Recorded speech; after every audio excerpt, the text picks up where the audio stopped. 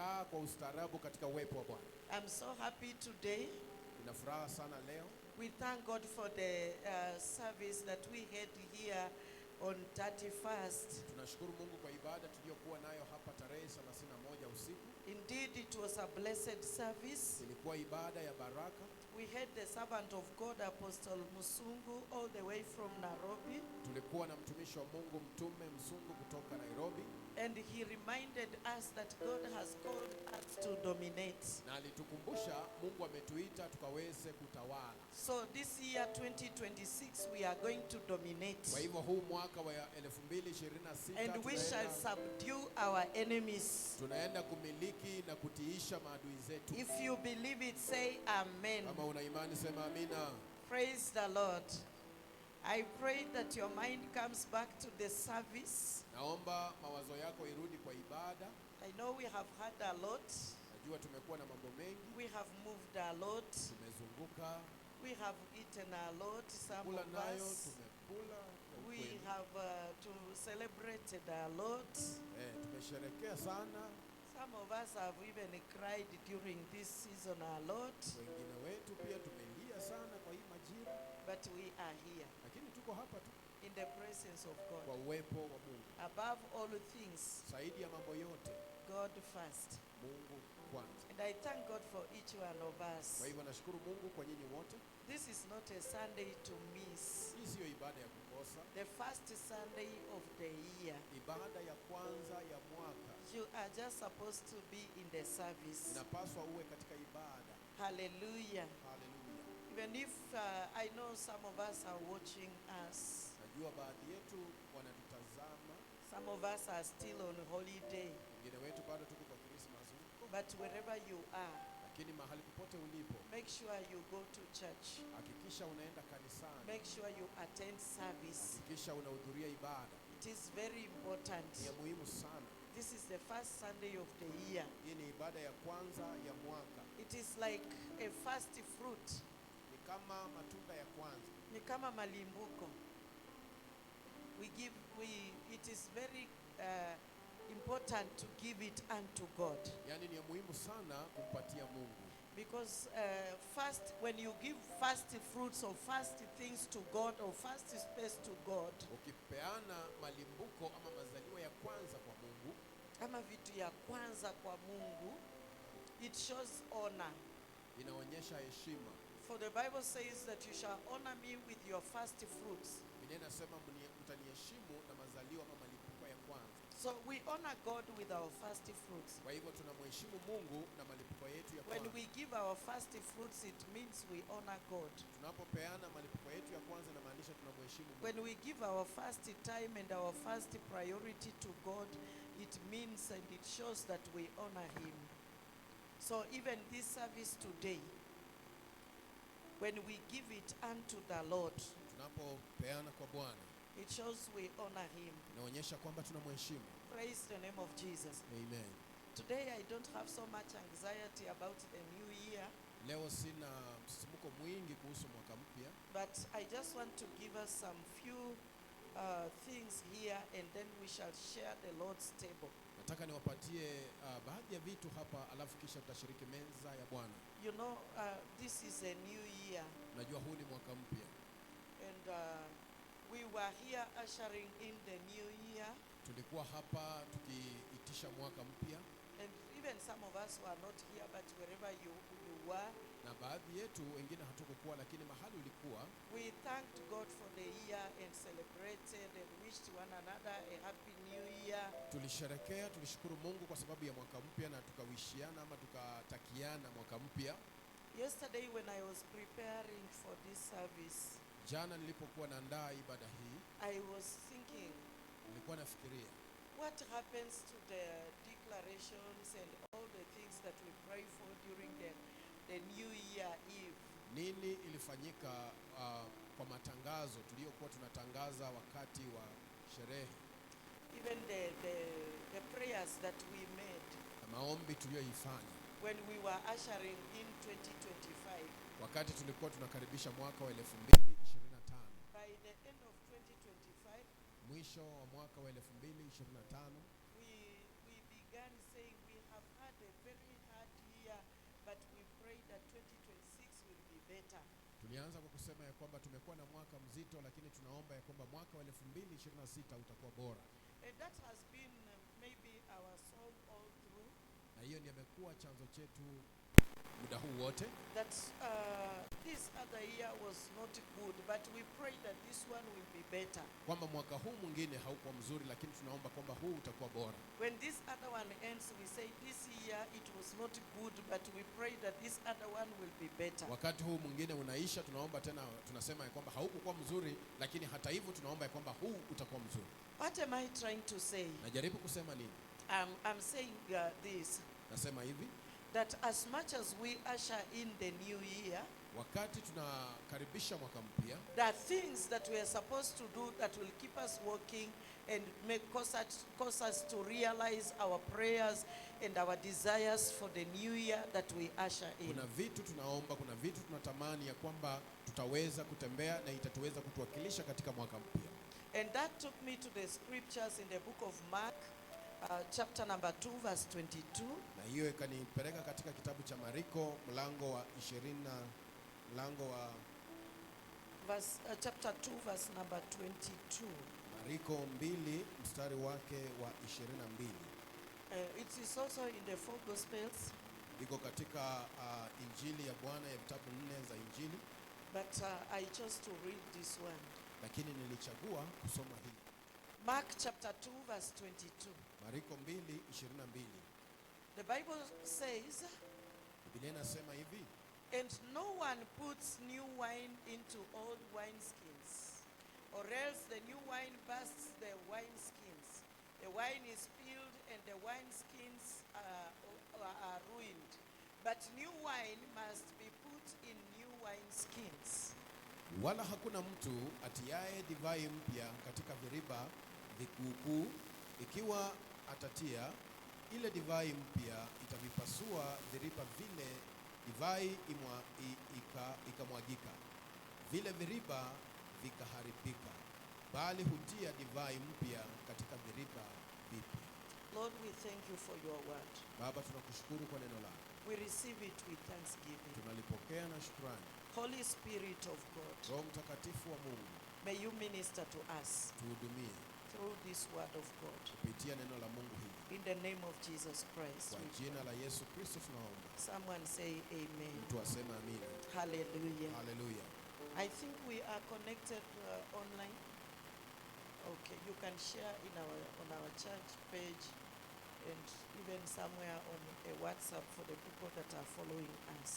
Na unaweza shiriki hii upeperushwaji kwa mitandao ili watu wakaweze kushiriki. The Bible says, "And no one puts new wine into an old wineskin." Biblia inasema hakuna mtu anaweza divai mpya katika viriba vikuukuu, Because the new wine is strong. kwa sababu divai mpya inaweza kuvipasua, It will burst this wineskin that is old. itapasua hii viriba ambavyo ni mzee, And the wine will pour or will be spilled. na hiyo divai itaweza kumwagika, And the wineskins will be ruined. na hiyo viriba vitaharibika. So the Bible says, "But new wine must be put into new wineskins." Lakini Biblia inasema bali divai mpya itawekwa katika viriba vipya.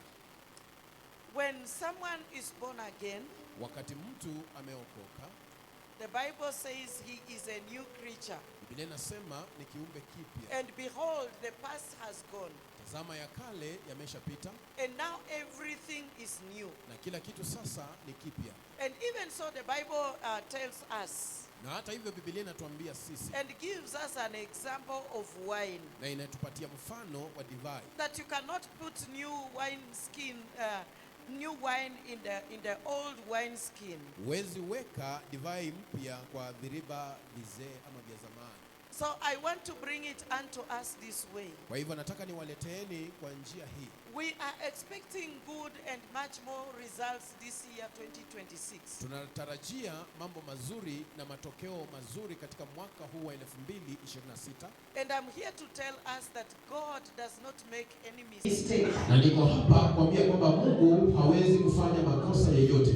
And there is nothing that is impossible with God. Na hakuna kitu kisichowezekana na Mungu. He is the God of all possibilities. Yeye ni Mungu wa mambo yote yasiyowezekana. He hears prayers. He says, "Call unto me during the times of trouble and I'll answer." Yeye anasikia maombi, anasema niite wakati wa shida na mimi nitakujibu. And he says if we believe in him, even before we call, he will answer. Anasema tukimwamini hata kabla tumuite, yeye atakuwa ameshajibu. So he is a faithful God. Kwa hivyo yeye ni Mungu mwaminifu. And our God is not a seasonal God. Na Mungu wetu sio Mungu wa majira tu. He is a God of all Ni seasons. Mungu wa majira yote. But he is not a seasonal God. Lakini si Mungu wa majira fulani. It is not that he will be there today and not be there tomorrow. Si kwamba atakuwa leo na kesho hata kuwepo. He is God always. Yeye ni Mungu kila wakati. And he shall remain to be God. Yeye atasalia kuwa Mungu. So if he is God, Kwa hivyo ikiwa yeye ni Mungu, and we believe that he is na God, tuna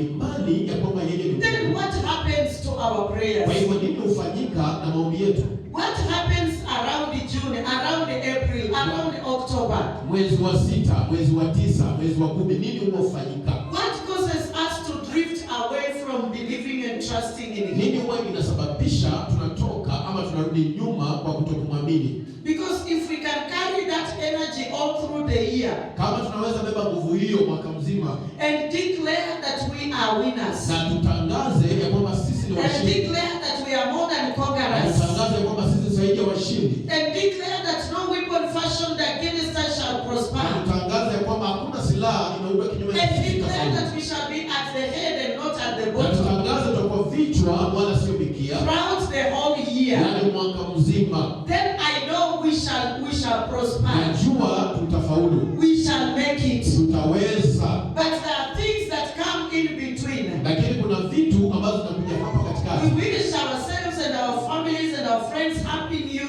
year. Tunatakia watu wa kwetu mwaka mpya, And we celebrate the new na year. tunasherehekea mwaka mpya, But we continue doing things the old year. lakini tunaendelea kufanya vitu na ile mtindo wa zamani. That's why when we were on our Thanksgiving Sunday, Ndio sababu tulipokuwa katika shukrani yetu ya Jumapili, I told us to write our Thanksgiving on one side of the paper, niliwaambia uandike kwa karatasi upande moja shukrani, and to write our New Year deliberations on the other side. na upande mwingine uandike mahitaji ya mwaka mpya. Praise the name of Jesus. Amina. So that you know exactly what you are purposing to do this year 2026. Ili ukaweze kujua makusudi ya kufanya mwaka huu wa 2026 ni gani. You have as a Christian to evaluate your life. Wewe kama Mkristo lazima ujipeleleze. Look at the year 2025. Angalia mwaka wa 2025. What caused you to delay? Nini kilisababisha uchelewe? What caused you to fail? Nini kilifanya ushindwe? What caused you to be discouraged? Nini ilisababisha ukue ushushike moyo? What caused you to lose hope? Nini kilifanya ukate tamaa? What caused you to lose desire for serving God? Nini kilifanyika ukate tamaa ya kumtumikia Mungu? There are things that you are fighting Kuna baadhi ya vitu unapigana nazo, from within and without. yaani ndani na nje.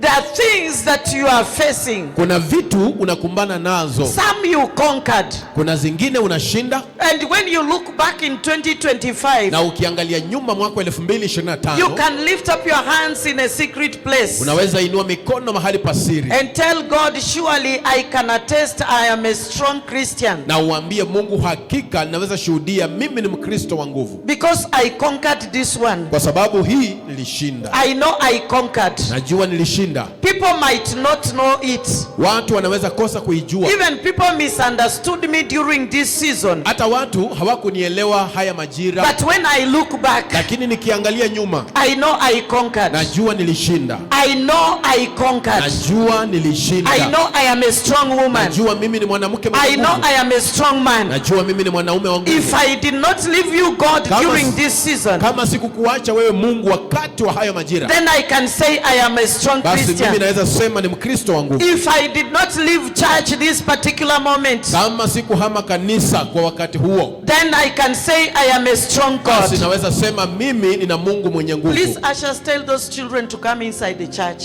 Tafadhali ambia hao watoto wote watoke nje kwa haraka. So you can look at some seasons Tunaweza angalia baadhi ya majira and say, surely the Lord was on my side. na tuseme kwa hakika Bwana amekuwa upande wetu. And if the Lord was not on my Na side, kama Bwana hangekuwa upande wangu, I could not have conquered mimi this. singeweza kushinda. This is purely God. Huyu ni Mungu haswa. This can only be God. Huyu anaweza kuwa Mungu tu. You might have gone through a season. Naweza kuwa umepitia majira. You come to church. Unakuja kanisani, People admire you. watu wanakutamani. They say, I wish I was strong like this woman. Ningekuwa na nguvu kama huyu mwanamke. I wish I was strong like Papa here. Ningekuwa na nguvu kama papa hapa. But they don't know what you are fighting. Lakini hawajui unapigana na nini. But you fought that battle. Lakini ulipigana hiyo You vita. faithfully fought it. Kwa uaminifu And ulipigana. the Lord gave you victory. Bwana akakupa ushindi. You can turn back and say, oh Lord, I thank you. Unaweza geuka na kusema Bwana nakushukuru. That is why I said, Ndio sababu nilisema nobody can thank God for you. hakuna mtu atashukuru Mungu kwa niaba yako. It is you and you alone. Ni wewe na wewe tu. You know even how you struggled Unajua vile umeng'ang'ana to put food on the table for your na family. upate pesa ununue chakula kwa sababu ya They familia. just enjoyed the meal. Wao wanafurahia tu chakula. They saw the food and enjoyed. Waliona chakula na kufurahia. But they don't know the struggle behind Lakini it. hawakujua kung'ang'ana. But you know Lakini wewe mwenyewe unajua what it takes. kile kinagharimu. So you have every reason to thank Kwa God. hivyo una kila sababu ya kumshukuru Mungu. And don't forget Na usisahau that there are things kuna baadhi ya vitu that you faced, ambazo nakumbana there are nazo. challenges Kuna changamoto that came your way ambazo zilikuja kwako and you failed. na ukashindwa. And you looked at yourself and said, Na ukajiangalia na kusema, oh, I regret. ninajutia. Praise the Lord. Amina. Has someone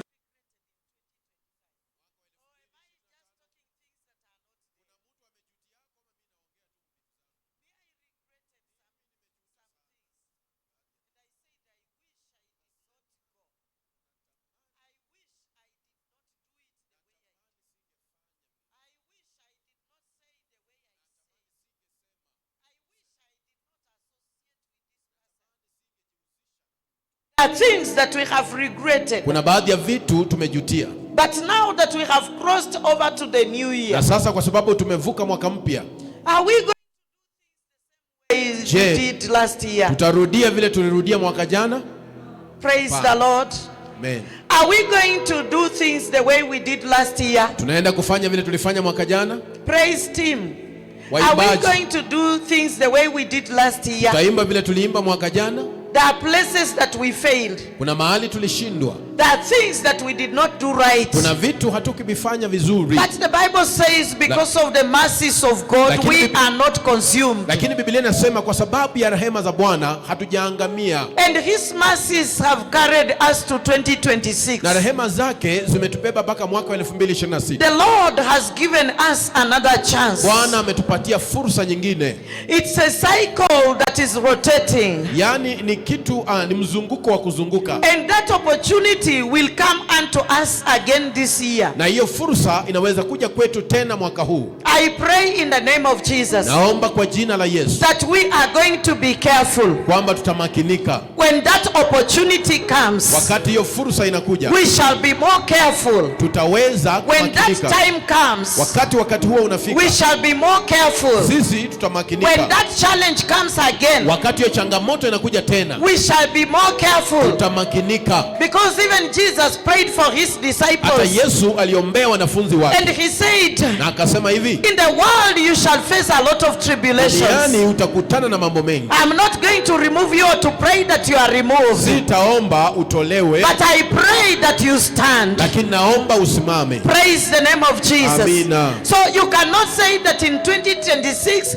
everything is going to be smooth. Sasa uwezi sema mwaka huu kila kitu kitakuwa nywee. I know challenges will come. Najua changamoto zitakuja. That is why even God promises us Ndio sababu hata hivyo Mungu that alituahidi, even if we pass through the fire, tukipitia moto He will be with us. atakuwa pamoja na sisi. Even inside of the hata waters, ndani ya maji he will hold our atashika hands. mkono, He will be with us. atakuwa pamoja nasi. So we need not to Kwa fear. hivyo haipaswi tuogope, But we are not going to do things the way we did. lakini hatutafanya vile tulifanya. We are going to change. Tunaenda kubadilisha. Praise the name of Jesus. Amina. We have resolutions for this year 2026. Tuna mpangilio ya mwaka huu wa 2026. We are putting away the old wine skin Tunaweka hiyo kiriba cha zamani kando, because the new year has come with new things, kwa sababu mwaka mpya umekuja na vitu vipya, new opportunities, fursa mpya, new doors, milango mipya, new grace, neema mpya, new anointing, mpako mpya, new favors. kibali mpya. So we have to align Kwa hivyo ourselves. lazima tujiweke sambamba. Praise the name of Jesus. Amina. Praise the King of Glory. Amen. That is why I love this word. Ndio sababu mimi napenda neno hili In the book of Romans chapter 12 verse 2. katika kitabu cha Warumi 12:2. We have to renew our minds. Yaani inapaswa tuuishe mawazo yetu. Praise the name of Jesus. Amen. Do not be conformed to this world, Wala msifuatishe namna ya dunia hii, but be transformed by the renewing of your mind, bali mgeuzwe kwa kufanywa upya nia zenu, that you may prove what is that good and acceptable and perfect will of God. mpate kujua hakika mapenzi ya Mungu yaliyo mema, ya kumpendeza na ukamilifu. Praise the name of Jesus. We are not going to be like the world. Hatutaenda kuwa kama ulimwengu. We shall not just shout happy new year like other people. Hatutapiga tu kelele happy new year kama watu wengine. But we are looking forward to a change in our lives. Lakini sisi tunatazamia mabadiliko maishani We mwetu. are looking forward to something new in our lives. Tunatazamia kitu mpya kwa maisha yetu. So our mind has to be transformed. Kwa hivyo mawazo yetu lazima In ihuishwe. 2025,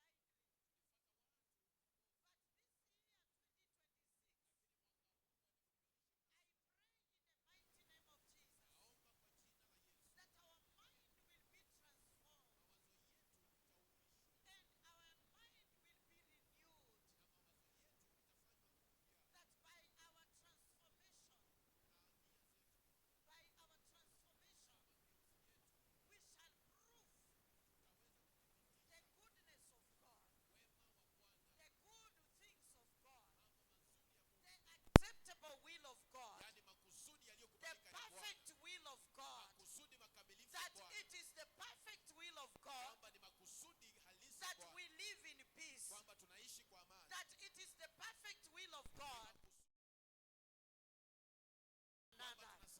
that it is the perfect will of God that we live in joy, that it is the perfect will of God that we serve Him in and out of season, that it is the perfect will of God that we follow Jesus. Hallelujah. If you believe the word of God, say amen. Kama unaamini neno la Mungu sema amina. Tell God, I pray that I be transformed. Ambia Mungu ninaomba I'm ready for the renewal of my mind. kuhuisha mawazo yangu. I'm ready for the renewal of my mind. Ready for the renewal of my In the mind. name of Jesus. In the name of Jesus. Tell Him, Lord, renew my mind. I'm not going to think like last year. This year 2026, I am going to think wider. I am going to think wiser. I am going to think wiser. In the name of Jesus. Hallelujah. Hallelujah. Praise the name of Jesus. That when we are transformed, Wakati tumeuishwa, we shall know the perfect will of God. tutajua makusudi kamili ya Mungu. What is the perfect will of God? Makusudi kamili ya Mungu ni gani? It is knowing His word Ni kujua neno lake, and living His word, kuishi neno lake, walking by His word, kutembea kulingana na neno lake, that we may walk in newness of mind, ili tukaweze kutembea katika that kupitia we mawazo, may do things the way of God. tukafanye vitu kwa njia za Mungu. Praise the name of Jesus. Amina. Hallelujah. Amen. Praise the name of Jesus. The Bible says Biblia inasema in the book of Colossians chapter 3, katika kitabu cha Wakolosai 3 verse number 16 to 17.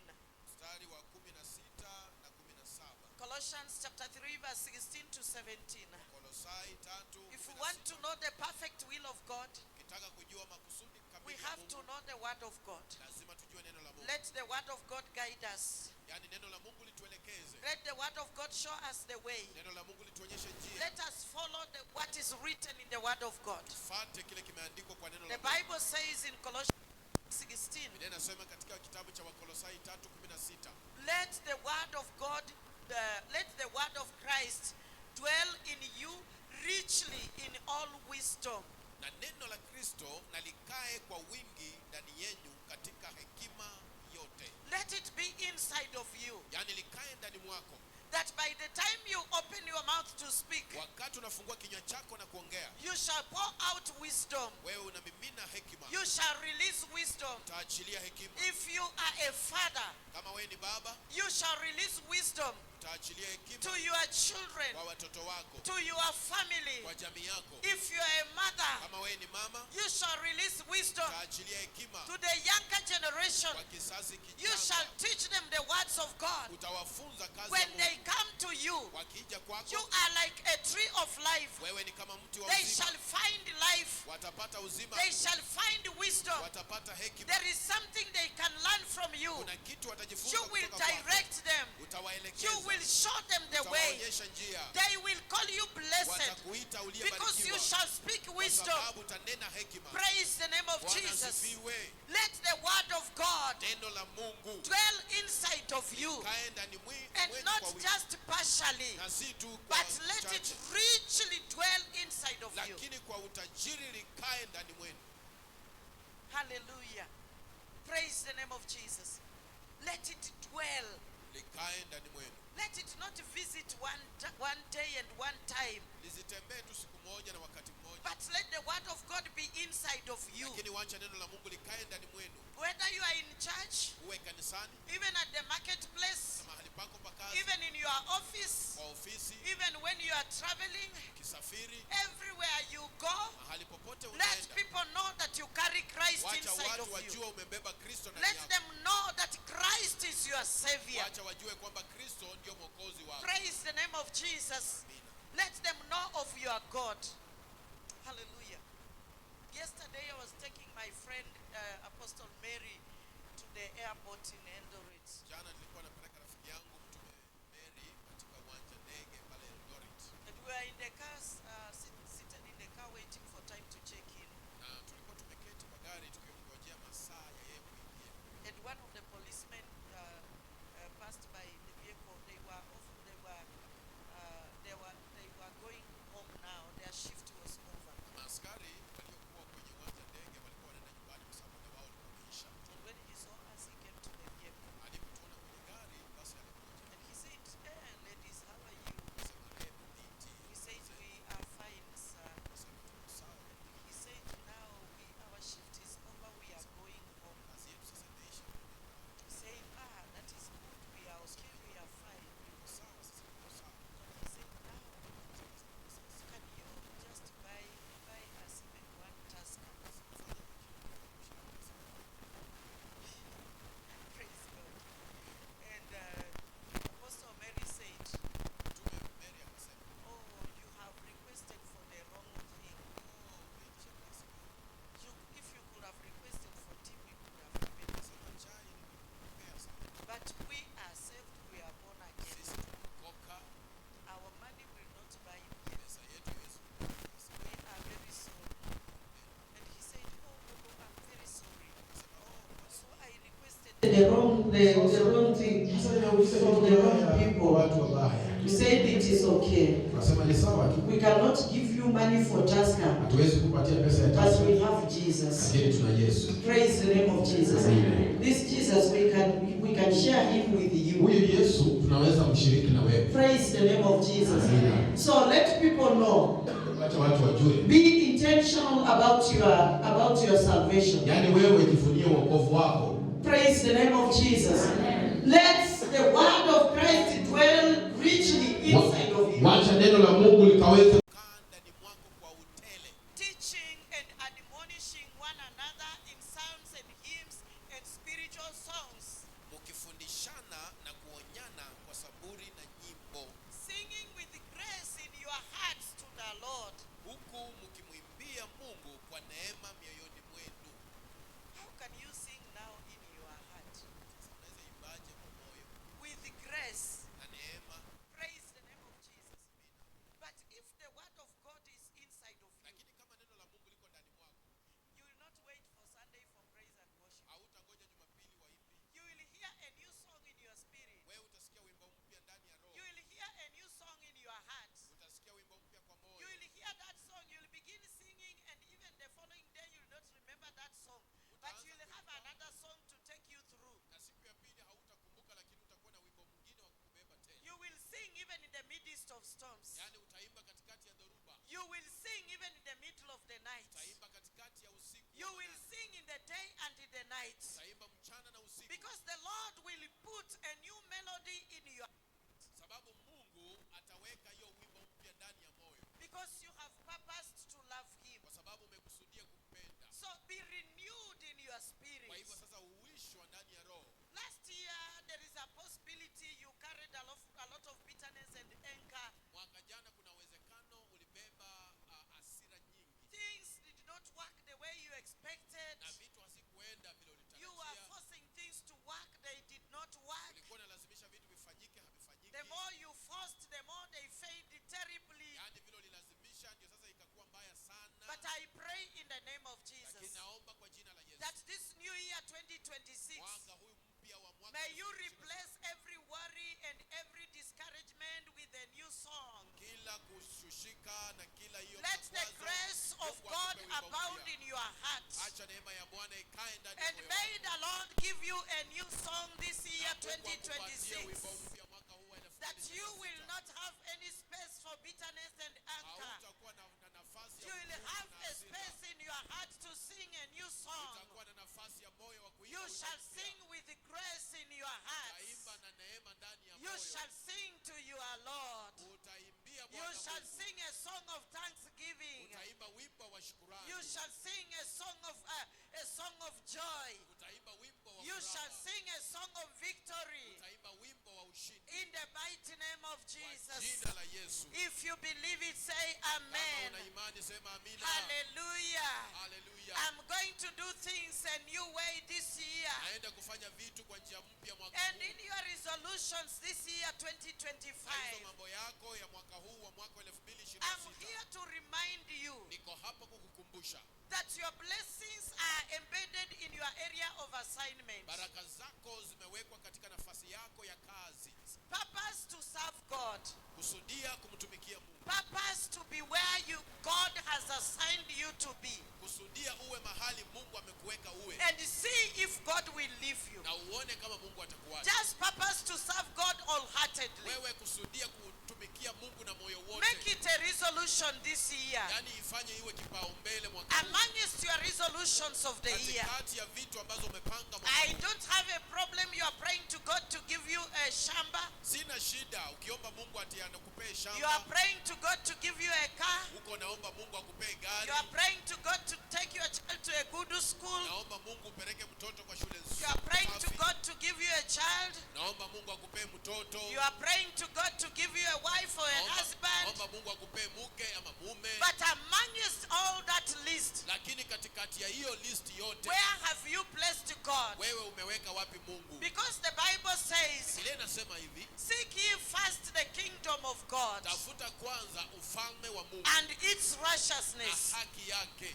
and all other things na hizi vitu zingine shall zote be added unto you. zitaongezwa kwako. Consider that list. Sasa wewe angalia hiyo list. Where have you put God? Umeweka Mungu wapi? What is your resolution for this year?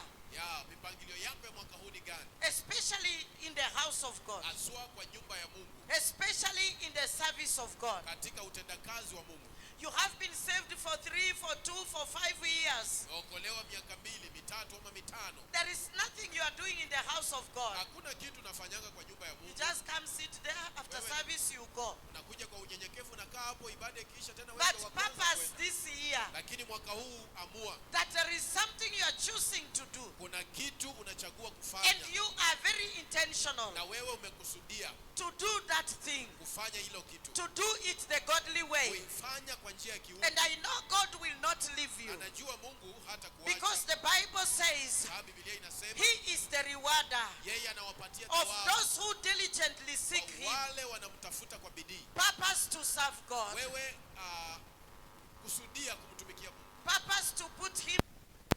yani kusudia kumweka. Mstari wa 17 Colossians 3:17.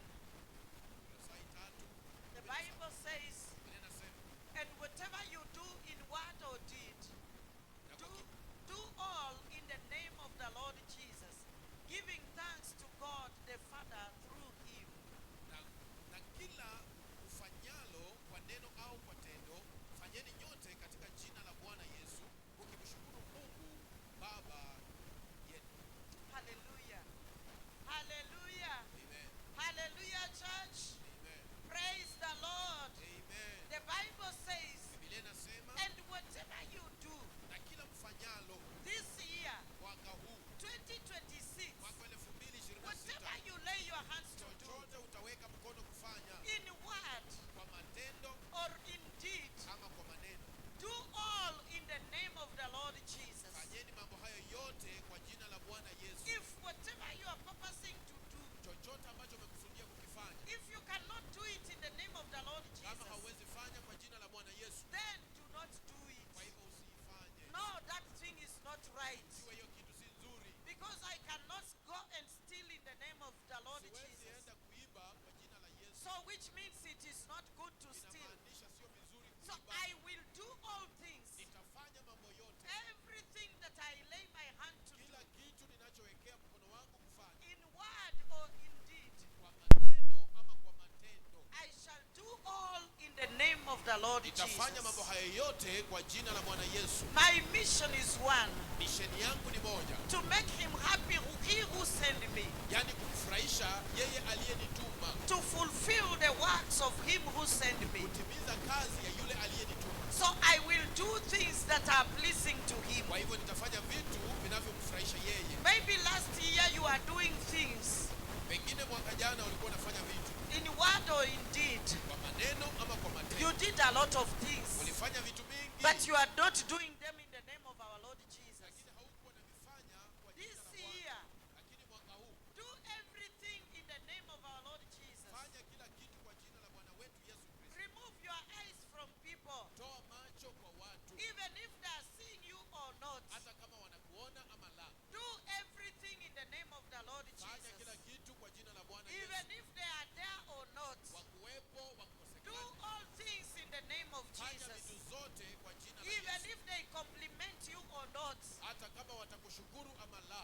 Do everything in the name of Fanya Jesus, kila kitu kwa jina la Yesu. without murmuring, Bila kulalamika, without complaining. bila kunungunika. Praise the name of Jesus. Bwana asifiwe. Without growing weary, Yaani bila kuchoka, in word and in deed. kwa maneno na kwa vitendo. Are the words you are talking, are they in the name of the Lord Maneno Jesus? unayoyaongea ni neno la Mungu.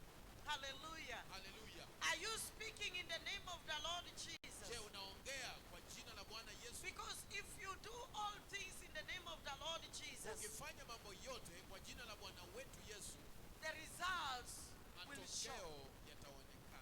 The results will show. Matokeo itaonyesha. The results will speak for you. Matokeo itanena kwa niaba yako. We shall know if you did it in the name of Jesus. Utajua kama ulifanya kwa jina la Yesu. Hallelujah. Haleluya. Because the results will show.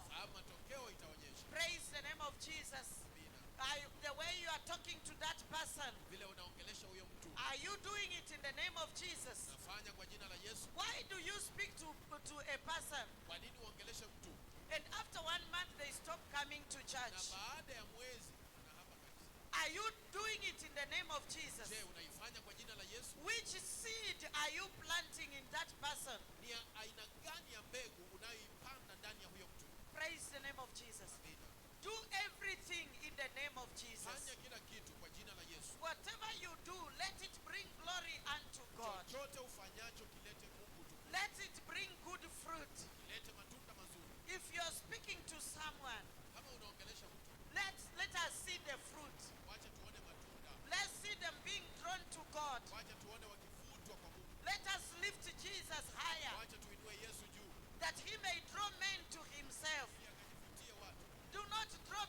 yourself usijivutie watu and make them slaves of yourself and your evil doctrine, na ukaweza kuwafanya wawe watumwa wa mafundisho maovu yako, but bring them unto Jesus. lakini walete kwa Yesu. Praise the name of God. Amina. Make disciples for Jesus. Yaani wafanye wanafunzi wa Yesu. Let people follow you. Acha watu wakufuate.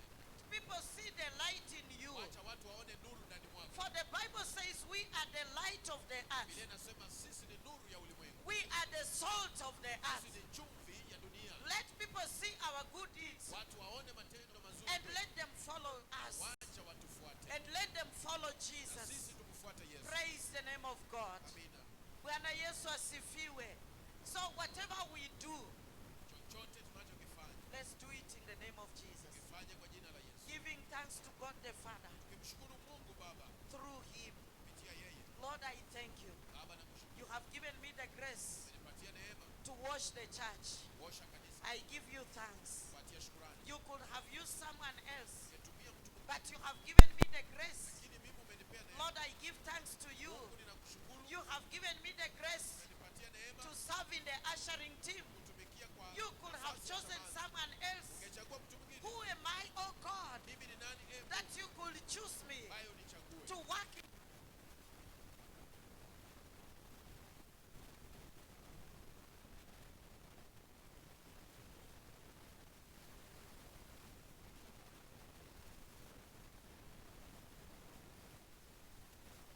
That you could choose me Ili unichague. and cause me to stand Unisababishe as nisimame a vessel in your kama house. chombo kwa nyumba Lord, yako. I give you Bwana thanks. nakupa shukrani. Hallelujah. Hallelujah. Let us give thanks to God, Tumshukuru Mungu. the Father, Baba. as we serve Him. What we do, let us do it in the name of the Lord. Kifanye kwa jina la Bwana. We must change our Lazima mind. tubadilishe We mawazo must yetu. renew our Lazima mind tuuishe mawazo in yetu the name of kwa Jesus. jina la Yesu. Hallelujah. Hallelujah. Number La pili, set yourself apart. jitenge. Psalms chapter 1, Zaburi verse 1 to 4. They'll give us Psalm 1 to 4. Zaburi moja kuanzia moja mpaka nne. Hallelujah. Let there be a distinction Wacha kuwe na kutengwa between you and those people that do not serve God. kati ya wewe na watu wasiomtumikia Mungu. The Bible says, Biblia inasema blessed is the man who walks not ungodly, nor stands in the path of sinners, nor sits in the seat of the scornful. heri mtu yule asiyekwenda katika shauri la wasio haki, wala kusimama katika njia ya wakosaji, wala kuketi barazani pa wenye mizaha. But his delight is in the law of the Lord, and in his law he meditates day and night. Bali sheria ya Bwana ndiyo impendezayo, na sheria yake huitafakari mchana na usiku. Praise the name of Jesus. Amen. The Bible calls you blessed. Biblia inakuita umebarikiwa. The Bible says, blessed is the man Amebarikiwa mtu yule who doesn't walk in the counsel of the ungodly. asiyekwenda katika shauri la wasio haki. Praise the name of Jesus. Amen. As you receive counsel, Je, umepokea ushauri? as you give counsel, Unapopeana ushauri, are you giving a godly counsel? unapeana ushauri wa kiungu. Can that counsel lead that person to Christ? Hiyo ushauri inaweza elekeza mtu Can kwa that Kristo. counsel lead that person to do things that please God? Hiyo ushauri inaweza elekeza huyu mtu Can afanye that vitu na counsel deliver that person? Je, hiyo ushauri inaweza acha huyo mtu? Praise the name of Jesus. Amina. Bwana Yesu asifiwe. Why are you standing in the path of sinners? Kwa nini unakaa kwa baraza wenye mizaha? Those are your people. Hao ndio watu wako. And the Bible says, Biblia inasema do not be deceived, usidanganyike. for bad company defiles good morals. Kikundi kibaya kinaharibu tabia njema. Check on your company. Angalia kikundi chako. Praise the name of Jesus. Amina. Do not be yoked together with them. Usifunganishwe pamoja na wao. Do not sit in their seats, Usikae katika baraza in yao. the seats of the scornful. Baraza la watu wenye mizaha. Praise the name of Jesus. Amina. But the Bible calls you blessed. Biblia inakuita aliyebarikiwa. Verse number 2. Mstari wa pili, If you delight in the law of the Lord, yaani ukibali sheria ya Bwana and you meditate on the law of the Lord day and night. na unatafakari sheria ya Bwana usiku na mchana. Hallelujah. You shall be like a tree planted by the rivers of water.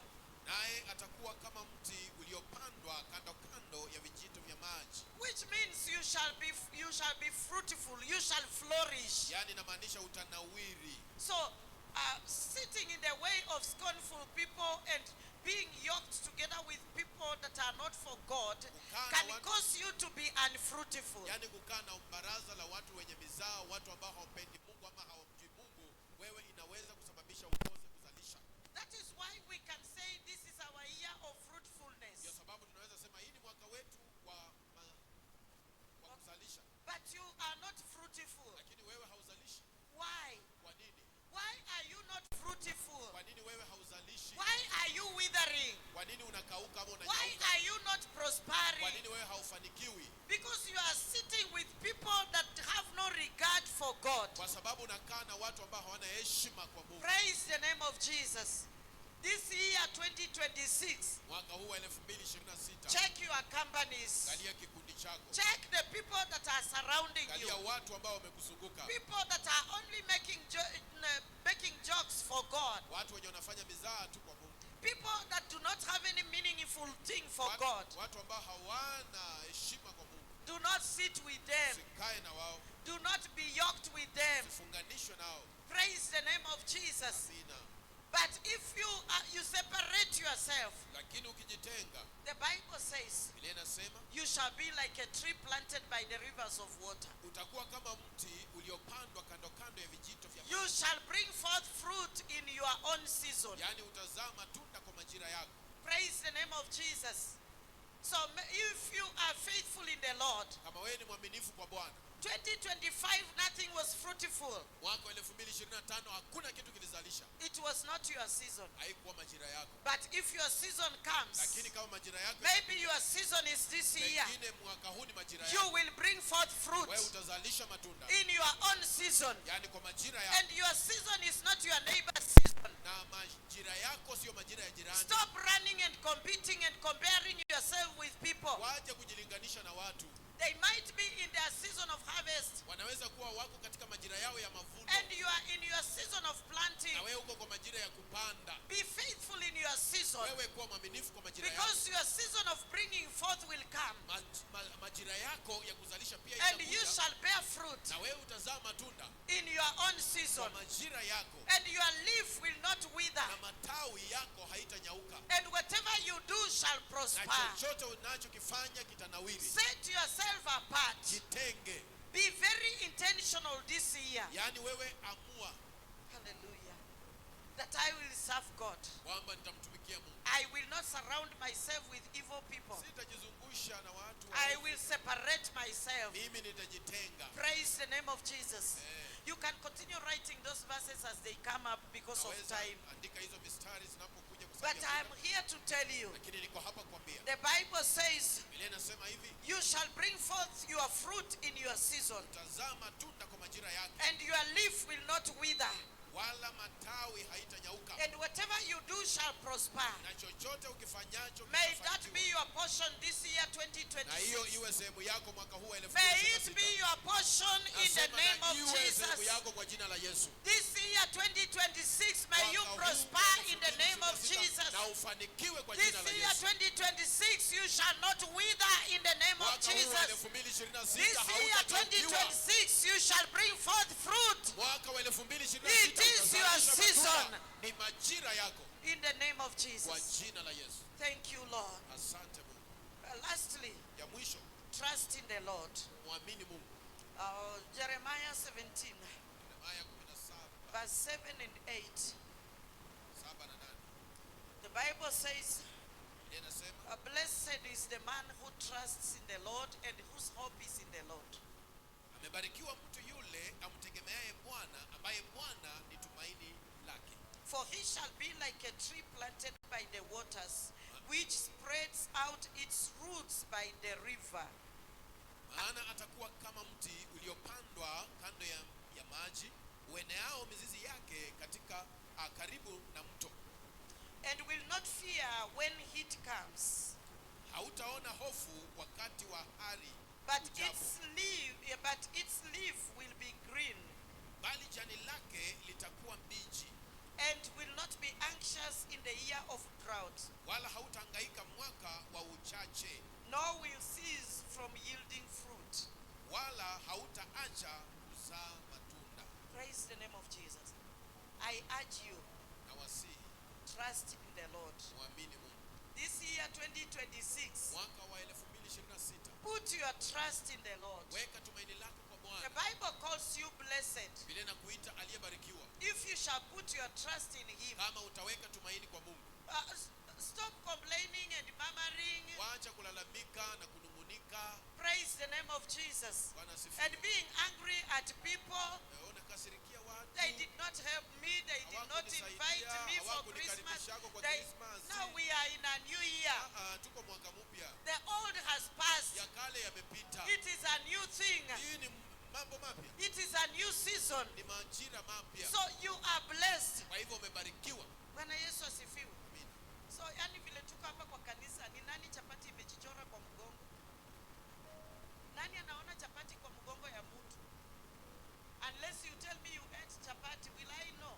Usiponiambia ulikula chapati, nitajua ulikula kweli. Bwana Yesu asifiwe. Amina. So do not worry. Usikuwe na mashaka. The Lord is on your side. Mungu wako upande wako. Praise the name of Jesus. Amina. Put your trust in the Lord. Weka tumaini lako kwa Mungu. Do not put your trust in things and in men, Usiweke tumaini kwa vitu na watu. but trust in the Lord. Wewe muamini Mungu. Put your hope in the Lord. Weka tumaini lako kwa Bwana. Know that you have a better future. Jua ya kwamba uko na ujao Know mzuri. that this year will be better for you. Mwaka hii itakuwa mzuri Know kwako. that this year will bring good tidings unto Mwaka us. huu italeta Know that mavuno this mazuri. year you will be better. Mwaka huu itakuwa bora. In the name of Kwa Jesus. jina la Yesu. I pray that you will not remain the way you were last year. Naomba hautazalia vile ulikuwa mwaka jana. Change is coming your way. Mabadiliko inakuja kwako. Things are changing in the name of Zinabadilika Jesus. kwa jina la Yesu. Things are working in your favor. Zinafanyika vizuri kwako. Everything is working Kila in your kitu favor. kinafanyika vizuri In the kwako. mighty name of Kwa Jesus. jina la Yesu. The Bible says Linasema, you will not be anxious in the hautakuwa- year of drought. hautakuwa na wasiwasi wakati wa ukame, Nor will you cease from yielding fruit. na hautakoma kuzalisha. Amen. Amen. That is verse number 8. Please Mstari wa bring 8. that thing.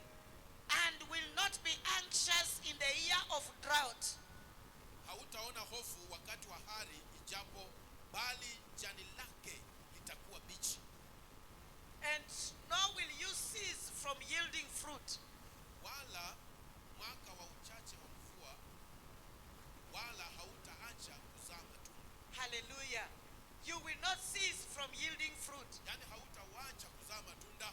Maybe this year has been programmed to be a year of drought. Pengine mwaka huu umepangwa uwe mwaka wa ukame, But God has given us the power and authority lakini Mungu ametupatia nguvu na mamlaka to name it according to what we are. kutaja kulingana na vile tunahitaji. To name it according to who our God is. Tuitaje kulingana na Mungu wetu ni nani. He who turns evil things to good. Yeye anayebadilisha maovu yawe mema. He who causes everything to work for our Yeye good. anayesababisha kila kitu kifanyike Maybe mema. this is a year of drought. Pengine huu ni mwaka wa But ukame, we are going to give it a theme according to how we believe in our God. lakini tutaipeana kichwa kulingana na vile tunaamini Mungu, And we shall pray according to that theme. na tutaomba kulingana na hiyo theme, And we know it shall come to na pass. tunajua itakuja kutimia. Because the Bible says Sababu Biblia inasema we shall decree a thing tutatangaza jambo and it shall be established. litaweza kufanyika. That is why we shall not keep quiet. Ndio sababu We shall hatutanyamaza, keep speaking. tutaongea, We shall keep declaring. tutatangaza, We shall keep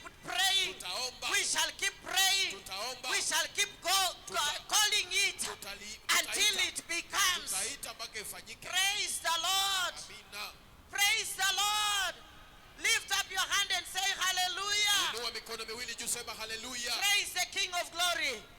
The Bible says Biblia inasema you shall not see the drought hautaona ukame, because the Lord is on your side. Bwana ako upande wako. If you put your trust in Him, Weka tumaini lako you kwake. are blessed. You are Wewe the blessed of the umebarikiwa. Lord. Wewe ni yule mbarikiwa wa In Bwana. every season, Kwa kila majira He shall be there with you. atakuwa na wewe. He caused Isaac to prosper. alisababisha Isaka And the akafaulu. Bible says, Biblia inasema and Isaac prospered, Isaka and he akanawiri, continued to prosper akaendelea kufaulu until he became mpaka prosperous. akakuwa aliyefaulu. That is what our God will do to Hiyo us. ndio chenye Mungu wetu Because he anatufanyia. has promised he will not leave us. Baba ametuahidi hata We tuache. shall not be the old people. Hatutakuwa watu We wa shall ndani. not be the people of 2025 who are murmuring, slandering, gossiping, and doing all sorts of things. Wale tunana- But we are renewed. tunauishwa, We shall walk in the newness of life. tunatembea katika Because upya wa maisha. when someone is in Christ Mtu Jesus, akiwa ndani ya Kristo, behold, the old has gone. zama ya And kale now imepita, everything is new. na kila kitu ni We kipya. shall walk in the promises of God. Tunatembea katika He ahadi za has Mungu. promised us Ametuahidi that he will not leave us hatatuacha, and he will not forsake us. hatatupungukia. This year 2026, Mwaka huu wa he shall not leave us. He shall not forsake us. We shall not count the failures of 2025. We shall not count the discouragements. We are moving forward. We are moving forward. Tell your neighbor, I am a new creature. In this new year 2026, I am moving forward.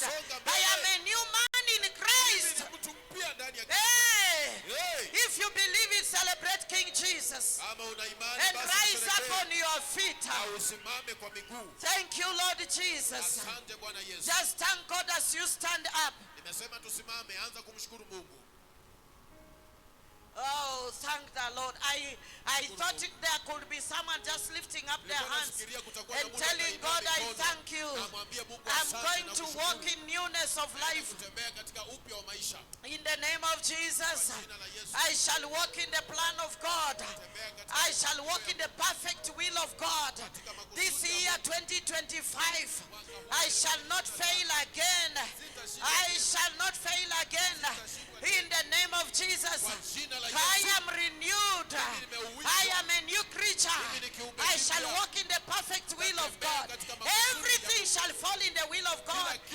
Everything shall be done to my favor. Everything shall be according to the word of God. In the mighty name of Jesus, I shall believe in the Lord God Almighty. I shall put my trust in Him. Naweka tumaini langu kwake. I shall put my trust in the Lord. Naweka tumaini langu I kwake. shall continue trusting Him. I shall continue believing in Him. Endelea kumwamini. If you believe this, just close your eyes and thank God. Kama una imani, And tell Him, funga Lord, macho. I'm here for you. Mwambie Mungu niko hapa kwa sababu This yako. new year, I purpose Mwaka huu mpya to ninaamua walk in your perfect will. kutembea katika mapenzi yako. Renew my mind. Kuisha mawazo yako. Lord, cause me to trust in you. Baba, nisababishe Cause nikuamini. me, my Father, to separate myself. Nisababishe nijitenge. Cause me, my Father, to be transformed. Nisababishe niuishwe. In the name of Jesus, someone pray unto the Lord. Tuomba kwa Bwana. Inua sauti yako ombe.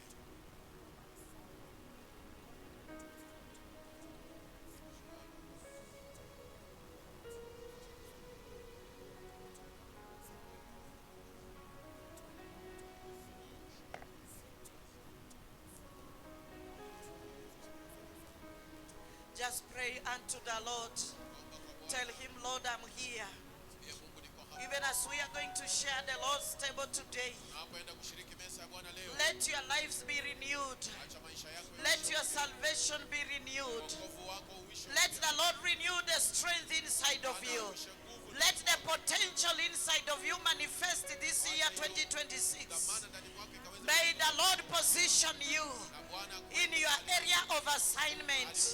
In the mighty, glorious name of the Lord Jesus. la Bwana. Tell Him, Lord, I am here. I failed in some areas in 2025. But this year, 2026, I commit my life to you.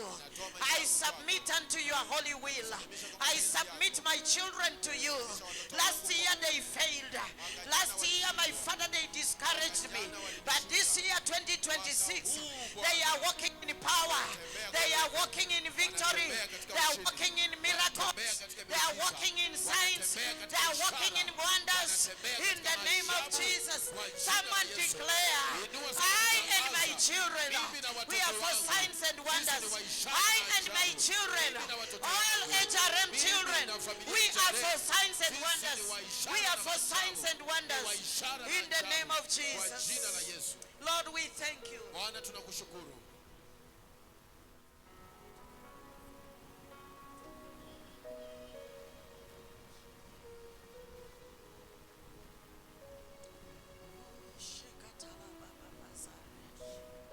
Ranto sekenana mozika. Rimbrekete zula mazaya. Reshepanianto sepaina koshalatai. In the name of Jesus, Lord, we thank you. Leshone basande rebosika. Thank you, dear Jesus. Thank you, Lord.